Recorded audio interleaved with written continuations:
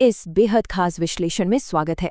जरा कल्पना कीजिए, एक ऐसा समय जब अधर्म अपनी सारी हदें पार कर दे, एक ऐसा खौफनाक दौर जहां सच्चाई पूरी तरह से घुटने टेक दे और चारों तरफ सिर्फ और सिर्फ घना अंधेरा हो।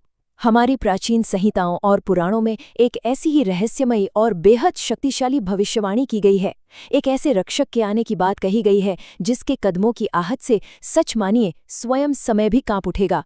तो चलिए बिना देर किए सीधे इस महागाथा की गहराइयों में उतरते हैं। अब यहाँ एक बहुत ही गहरा सवाल उठता है। जब अधर्म अपनी चरम सीमा लांघ देता है, जब इंसान ये पूरी तरह भूल जाता है कि उसके ऊपर भी कोई दैवीय शक्ति मौजूद है, तब यह सृष्टि अपने रक्षक को आखिर कैसे पुकारती है? असल में यही वो टर्निंग पॉइंट है जहाँ से कलयुग के अंत और एक खौफनाक अंतिम महासंग्राम की नींव रखी जाती है। अध्याय 1, कलयुग का चरम और कल्कि अवतार। जब कलयुग अपने आखिरी और सबसे खौफनाक दौर में होगा, तब एक दिव्य बालक का जन्म होगा। और सबसे ज्यादा चौंकाने वाली बात क्या है?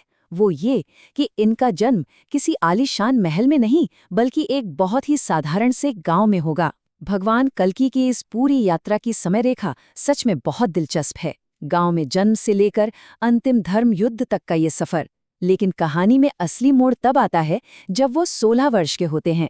यही वो समय है जब उनकी मुलाकात उनके महान गुरु से होती है और एक आम सा दिखने वाला जीवन पूरी तरह से एक दिव्य मार्ग की तरफ मुड़ जाता है। अध्याय 2, भगवान परशुराम द्वारा दिव्य प्रशिक्षण। अब युवा कल्कि का मार्गदर्शन कौन कर सकता है? केवल भगवान विष्णु के छठे अवतार और काल शस्त्र धारण करने वाले महान परशुराम। वही एकमात्र ऐसे गुरु हैं जो इस दिव्य ज्ञान को सौंपने के योग्य हैं। पर ध्यान दीजिए, ये ट्रेनिंग सिर्फ हथियार चलाने तक सीमित नहीं है। बिल्कुल नहीं। परशुराम जी उन्हें ब्रह्मास्त्र और पाशुपतास्त्र जैसे महाविनाशकारी अस्त्रों का ज्ञान तो देंगे ही, लेकिन उससे भी ज्यादा जरूरी है नीति और न्याय की शिक्षा। ये शक्ति के सही इस्तेमाल का रास्ता है, खासकर उन राक्षसों के खिलाफ जो निर्दोषों को सताते हैं और महिलाओं का अपमान करते हैं। असल मायने में यही अधर्म के विनाश की असली तैयारी है। अध्याय 3, सप्त चिरंजीवी, 7 अमरों का महाएकत्रीकरण। लेकिन एक बात साफ है, इतनी बड़ी बुराई से लड़ने के लिए भगवान कल्कि अकेले मैदान में नहीं उतरेंगे। कलि की असीमित ताकत का सामना करने के लिए एक महागठबंधन तैयार होगा। सोचिए, महाभारत और रामायण काल के सबसे महान योद्धा और ज्ञानी एक साथ आ रहे हैं। अश्वत्थामा, जिनका शापित क्रोध अब धर्म का सबसे बड़ा हथियार बनेगा। पाताल लोक से दानवी राजा बलि, लंकापति विभीषण, स्वयं भगवान शिव के अंश बजरंगबली हनुमान, जिनकी एक दहाड़ से पर्वत भी कांप उठते हैं। साथ ही अमर गुरु कृपाचार्य, पृथ्वी को शुद्ध करने वाले परशुराम और सत्य की आवाज महर्षि वेदव्यास। ये 7 महारथी मिलकर धर्म की रक्षा के लिए एक ऐसी अमर सेना बनाएंगे जिसे हराना सच में नामुमकिन होगा। अध्याय 4, कलि और अमर दानव, अंधकार का जन्म। जाहिर सी बात है, जहां इतना दिव्य प्रकाश है वहां अंधकार का टकराना भी तय है। और इस महासंग्राम में जो विलेन सामने आने वाला है ना, वो सच में रोंगटे खड़े कर देने वाला है। इस धर्म युद्ध के सबसे बड़े और खूंखार शत्रु का नाम है कलि। अब यहाँ सबसे अहम बात समझने वाली है, कलि कोई आम राक्षस नहीं है और ना ही उसने किसी माँ के गर्भ से जन्म लिया है। बिल्कुल नहीं। कलि तो एक अमूर्त सोच का जीता जागता भयानक शारीरिक रूप है।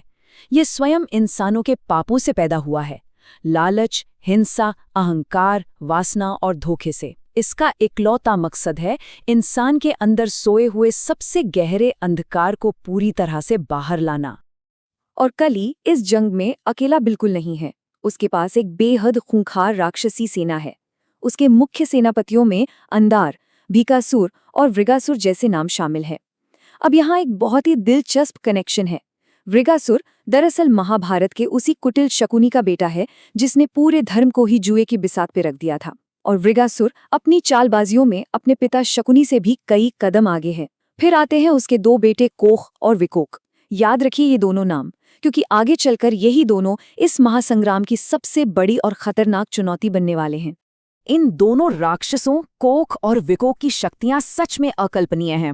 इन्हें भगवान ब्रह्मा से एक ऐसा खौफनाक वरदान मिला है कि अगर युद्ध में इनमें से कोई एक मारा भी जाए तो दूसरा सिर्फ अपनी नजरों से देखकर ही उसे दोबारा जिंदा कर सकता है। मतलब ये दोनों लगभग अमर हैं। अब ऐसे में इस अंतहीन चक्र को तोड़ने और इनका सर्वनाश करने के लिए भगवान कल्कि को खुद ब्रह्मादेव से सीधे मार्गदर्शन और एक अचूक रणनीति की जरूरत पड़ेगी। सत्य की तलवार भले ही कितनी भी तेज हो, लेकिन ऐसे अमर शत्रुओं को हराने के लिए एक सटीक रणनीति का होना भी उतना ही जरूरी है। अध्याय 5 युगांत अंतिम धर्म युद्ध। जब पाप और क्रूरता धरती के कण-कण में फैल जाएगी, तब श्रीहरि स्वयं एक सफेद घोड़े पर सवार होकर भगवान कल्कि के रूप में इस महासंग्राम के मैदान में उतरेंगे। युद्ध का यह दृश्य इतना भयानक होगा कि आकाश थम जाएगा और पूरी धरती कांप उठेगी। कली आसमान से अपना सबसे घना अंधकार नीचे गिराएगा, लेकिन भगवान कल्कि अपनी चमकती तलवार से उस घने अंधकार को एक पल में चीर देंगे और फिर वो अंतिम प्रहार होगा। उनकी दिव्य तलवार युगांत का वो आखिरी वार। सिर्फ एक प्रहार और अधर्म का ये पूरा साम्राज्य हमेशा के लिए खाक हो जाएगा। इस विनाशकारी प्रहार के ठीक बाद का जो दृश्य है ना, उसकी हम और आप कल्पना भी नहीं कर सकते। कली की वो आखिरी दर्दनाक चीख युगों युगों तक पूरे ब्रह्मांड में गूंजती रहेगी और उसके तुरंत बाद छा जाएगा एक बहुत ही गहरा, एकदम शांत मौन। ये ब्रह्मांड का वो मौन होगा जो अधर्म की मौत और सत्य की इस प्रचंड महाविजय को देखकर पूरी तरह से अवाक रह जाएगा। अध्याय 6 सतयुग का उदय, एक नए युग की शुरुआत। युद्ध की उस भयानक तबाही और उस गहरे सन्नाटे के बाद आखिरकार एक नई सुबह का जन्म होता है। ये एक ऐसी दुनिया की शुरुआत है जो अब पूरी तरह से शुद्ध और पवित्र हो चुकी है। पुराण बताते हैं कि इस महायुद्ध के बाद भगवान कल्कि का विवाह देवी पद्मा से होगा, जो स्वयं साक्षात माता लक्ष्मी का ही स्वरूप हैं। ये विवाह सिर्फ दो दिव्य आत्माओं का मिलन नहीं है, ये पूरी सृष्टि और सनातन धर्म के पुनर्मिलन का एक अद्भुत ब्रह्मांडीय क्षण है। और इसी पवित्र मिलन के साथ इस झुलसी हुई धरती पर एक बार फिर से शांति और प्रेम की अमृत वर्षा होगी। और इस तरह अंततः जन्म होगा एक नए युग का, सतयुग का। एक ऐसा खूबसूरत युग जहां किसी भी तरह के छल, कपट या पाप के लिए कोई जगह नहीं होगी, जहां निस्वार्थ और शुद्ध प्रेम की वापसी होगी। धर्म एक बार फिर से पूरे सम्मान के साथ अपने सिंहासन पर विराजमान होगा और चारों तरफ सिर्फ और सिर्फ ज्ञान का प्रकाश होगा। कलयुग का वो काला अंधकार अब हमेशा हमेशा के लिए मिटाया जा चुका होगा। इस पूरे विश्लेषण का समापन एक बहुत ही शक्तिशाली और गहरे विचार के साथ करते हैं। मानवता जब भी अधर्म के सामने मौन रहेगी, तब तब भगवान कल्कि की तलवार अवश्य प्रकट होगी। ये सिर्फ किताबों में लिखी कोई पुरानी भविष्यवाणी नहीं है, ये असल में अन्याय के खिलाफ हमेशा अपनी आवाज़ बुलंद करने की हम सबकी जिम्मेदारी का एक कड़ा स्मरण है।